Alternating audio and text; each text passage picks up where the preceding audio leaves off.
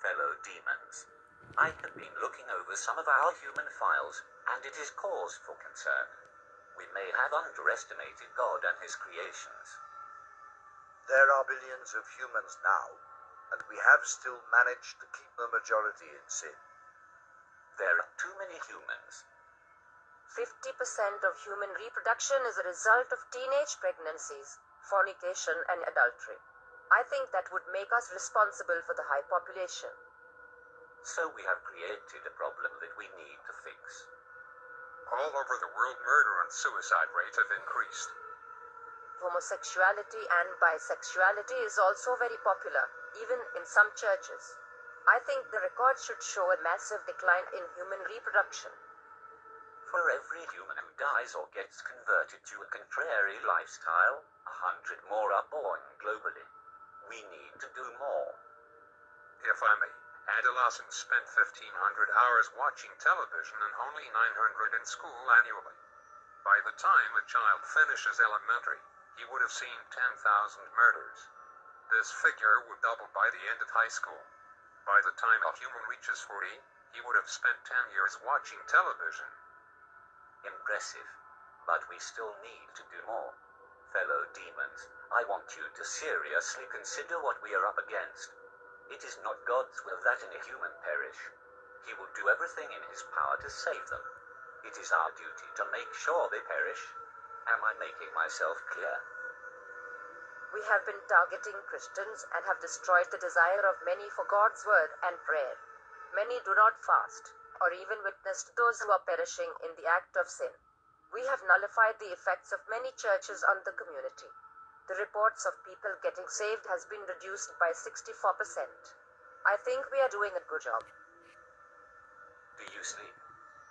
Yes. Then we can do more. No demon in this room is supposed to find time to sleep and eat. Now tell me where we stand with our attack on the churches. The leaders of the churches are revising their teachings. They encourage members to get back to the Word. What they don't know is, less than half an hour is given to Bible reading in any given week, which amounts to less than 26 hours for the year. Christians have lost the desire to read the very words that tell them how to live. The result is, they mix the sacred with the profane, surrendering all hope of them making it into heaven. Wonderful. Now we have to find a way to force human reproduction into a massive decline. We are thinking a global recession. Making the cost of living so high, very few will be able to afford it, unless by dishonest means. The need for money will be so great, and job opportunities so limited, that crime and violence would escalate to alarming levels in many countries. Guns will fall off the market like chewing gums. The prisons will be overcrowded. The graves will expand like hell itself. That should take care of 15% of the population. What else do we have? We can use their own bodies against them. Worldwide pornography. We introduce this on all levels from billboards to public newspapers. We make pornography an occupation, a career. We will make pornography freely accessible by everyone. It will become a way of life for many, a secret door to pleasure. Nudity is marketable. It is 80% of the population's interest. We start from the mild. A star girl in the daily newspaper, wearing nothing at the top. Then as the desires increase, we introduce more until a man's appetite for sex cannot be satisfied with having just one partner. Adultery and fornication will become an acceptable way of life, even in the church.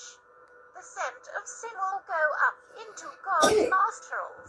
The atmosphere will be utterly polluted with rotten things. Humans will think of nothing but sex. Wouldn't it contribute greatly to our problem? Not if there is a way for humans to protect themselves from pregnancies and diseases during sexual activity. Imagine what will happen if humans had a way of having sex without fear. You are thinking birth control.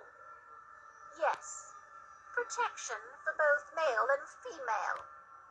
We'll have our products on every shelf. They stand out on their own and will be advertised in such a way that even Christians will be convinced. Once that is established, childbirth will decrease. And sexual activity will rise. Exactly. Sounds real good so far. What else do we have? There is something that we have noticed about these humans over the years. It seems like great emphasis is placed on self. They seem to have forgotten that self-denial is a prerequisite to a Christ-centered life. The self, it seems, have taken top priority. I expected as much. We think it would be good if we applied even greater pressure in this area. Spice up this world a bit. Make material things a lot more attractive to the human eye. This will increase their desire for gain and decrease their passion for God. Men shall be lovers of pleasures rather than lovers of God. Humans have always preferred instant pleasure above spiritual gain. They spend more time on themselves than they do with anything concerning God. Indeed. But all these are outer attacks. It is their minds that we need to control. That is where I come in. I will tell you of our inevitable victory. Within the confines of these walls, there exists a secret chamber. Within that chamber are thousands of demons that have been undergoing extensive training. These demons have read the human manuscripts hundreds of times and have committed the concepts to memory. I refer to them as the New Age seducers. How effective are these seducers? They can convince a man to become a woman. They will convince men to kill themselves for no reason. They will seduce men into having sexual relations with animals. That should turn the stomach of heaven. Precisely. Men will turn on each other within their own groups. The church will be against the church. Politicians against politician.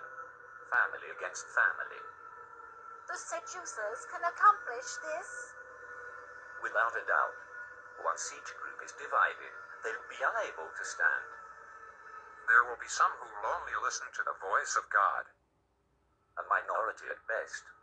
Humans no longer see the need to protect their minds, thanks to our influence through the media. They entertain every thought, every fantasy, and every lust. Many don't know who they are, or whose they are, and that is a great advantage for us. On top of that, there has been a significant decline in prayers and the sincere study of the Holy Scriptures. We have the advantage. Our powers increase as we draw closer to the end. It is time we exact our revenge on God for kicking us out of heaven by sending as many humans to hell as we possibly can. So we go all out this time. I do not want to push God's hand too quickly. I want to savor every moment. I want to watch Jesus beg for these carnal beings till his heart bleeds again. I want him to watch as his children are reduced to godlessness. I want him to watch as his prized creation choose to fornicate and live adulterous lives. I want him to see the hungry die of starvation. The widows and orphans and those in prison go unvisited, and purity become a thing of the past. I want him to witness a 12-year-old giving birth to a child, and I want him to watch his precious believers spending hours before the television watching our programs and listening to our music and taking just a minute to brush the dust from their Bibles, while spending hours on Facebook and Twitter. I want him to witness them turning their backs on him for the pleasures of this life. Best of all, I want to watch him resist his own temptation to destroy this world again. Our victory is inevitable. Humans have proven time and time again that they are beyond redemption. They will share our fate in hell. I am convinced we can still win this war. Arm yourselves, fellow demons. We go to war.